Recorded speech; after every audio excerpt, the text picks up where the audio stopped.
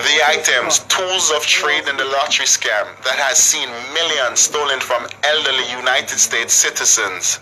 The men nabbed today are said to be scammers. When our news team arrived at the house, 2 men and a female in handcuffs were being whisked away by the police. Reports are that shortly after midday on Thursday, the police were conducting an operation which led them to this house in Morningside.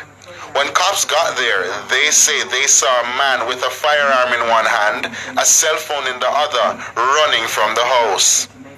They say they chased and held him. According to the police, they checked the premises and found another man along with a pregnant lady in the house. They were taken to the Black River police station. It is our belief that lottery scamming activities will be conducted here. 9 telephones and several leaches, as I said, is an indication that's what they will do.